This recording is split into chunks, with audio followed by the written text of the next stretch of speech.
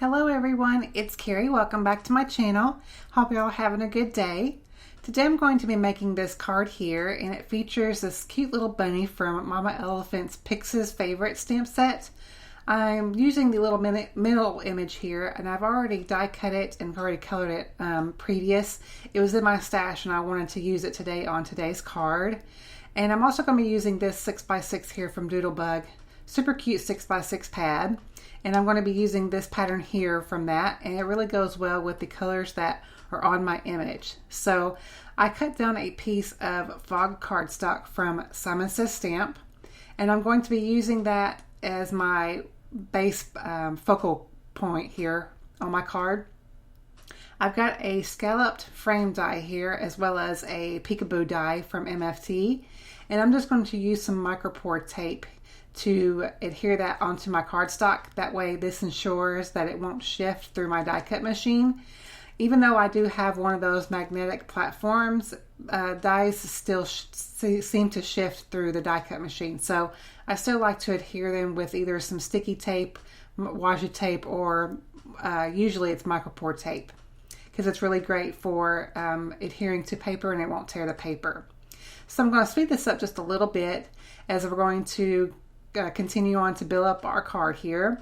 And I'm taking this heart from the Sunny Studio stamp set, and I'm going to do like a little background on this panel here, and I'm going to kind of do like a tone on tone stamping, and I'm using some Manatee ink from Lawn Fawn. And if you're new to stamping, the better way to do a background like this is kind of essentially what you're doing is creating your own pattern paper, if you will. And you want to make sure that you do stamp off the edge of your cardstock or whatever you're stamping on, and then also turn your stamp many different directions. This will be really pleasing to the eye, as well as give it that random feel, and it won't look so structured, if you will.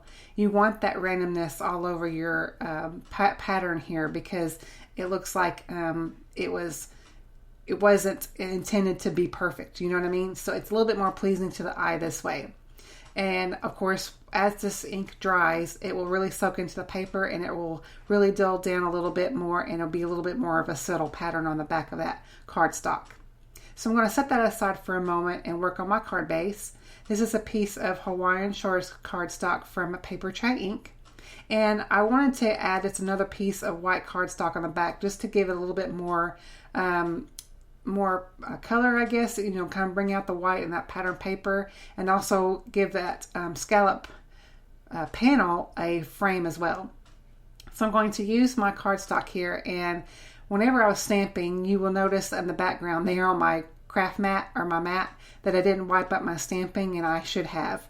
Well, I've noticed that I had some stamping on my white cardstock, so I had to die cut a piece of another white cardstock panel here, which is totally okay, but that was my fault. So I went ahead and cleaned off my surface there before I added the new piece on there. So now we're going to continue on to build up our card, and now I'm going to go ahead and add some glue to that pattern paper and get that into place. That way I can get that part out of the way. So I'm going to put my main card panel back on there, and then line that up where I want that, and all I got to do is kind of like insert it like a puzzle piece. And this will really adhere to that back of that white cardstock panel. And that way I won't have to worry about this as I am adding this main panel onto my card. I want this to be popped up just a bit. So I'm going to add some foam dimensionals or foam tape to this panel. So I'm going to get that lined up around that pattern paper there and get that into place. And usually you should stamp your sentiment before you adhere it into place, but I totally forgot for some reason. But that's okay. I've got enough foam on the back of this so where whenever I stamp my sentiment, it won't be a problem. So I'm just going to ink this up with Lawn Fawn black ink here. This is the jet black ink. It's a really good black ink. And I'm going to stamp that sentiment, "You Warm My Heart," from that same Sunny Studio stamp set. And now I've got my little image here, and I'm going to take these Action Wobbles and put one of these on the back of this little bunny here.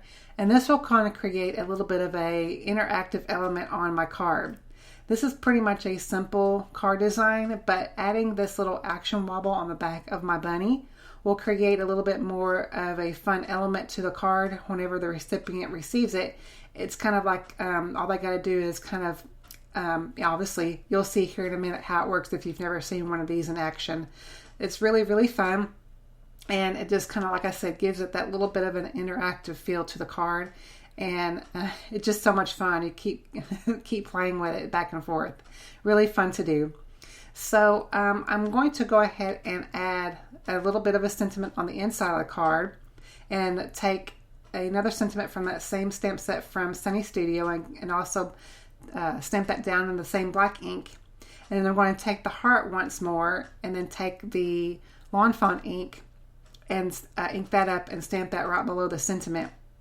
This will give it kind of like a little bit of a tone on tone, not really tone on tone because obviously this is a different color, but it kind of gives a little bit of a faded look to it and it doesn't leave so plain. Just something fun to add to the inside of the card.